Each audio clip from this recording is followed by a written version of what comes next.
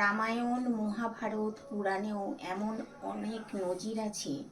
সাধিকাদের উপরে অনেক অত্যাচার হয়েছে, তারা নীরবে সহ্য করে গেছেন। তার মধ্যে সীতা, সাবিত্রী, কৃষ্ণ ভজনা মীরা, এমনকি মা সতীও পিতার রোষ থেকে রেহাই পাননি।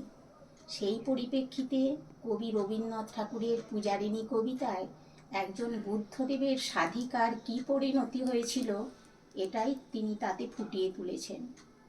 পূজারিণী, কবি রবীন্দ্রনাথ ঠাকুর।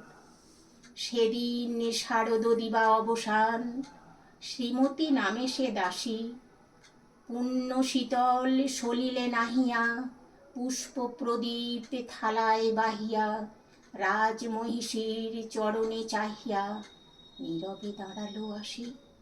শিহরি সভয়ে মহিষী কহিলা, এ কথা নাহি কি মনে, অজাত শত্রু করেছে রটনা, স্তূপে যে করিবে অর্ঘ্য রচনা, শুলের উপরে মরিবে সেজনা, অথবা নির্বাসনে।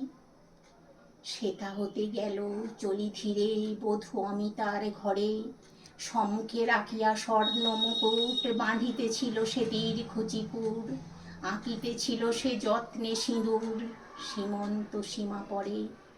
শ্রীমতীরে হেরি বাঁকি গেল রেখা, কাঁপি গেল তার হাত, কহিল অবোধ কি সাহস বলে, এনেছিস পূজা এখুনি যা চলে, কে কোথা দেখিবে ঘটিবে তাহলে, বিষম বিপদ পাপ।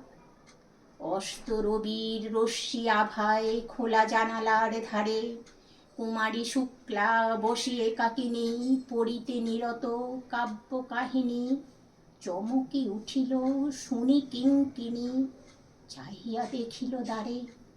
শ্রীমতীরে হেরি পুঁথি রাখি ভূমি, দ্রুত পদে গেল কাছে, কহে সাবধানে তার কানে কানে, রাজার আদেশ আজি কে না জানে, এমন করে কি মরণের পরে ছুটিয়া চলিতে আছে। দ্বার হতে দ্বারে ফিরিল শ্রীমতী, লইয়া অর্ঘ্য থালি, হে পুরবাসিনী সবে ডাকি কয়, হয়েছে প্রভুর পূজার সময়, শুনি ঘরে ঘরে কেহ পায় ভয়, কেহ দেয় তারে গালি।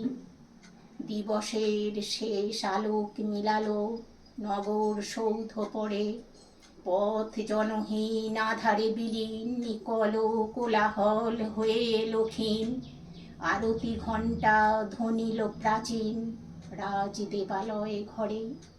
শারদ নিশির স্বচ্ছ তিমিরে তারা অগণ্য জলে, সিংহ দুয়ারে বাজিল বিষাণ, বন্দিরা ধরে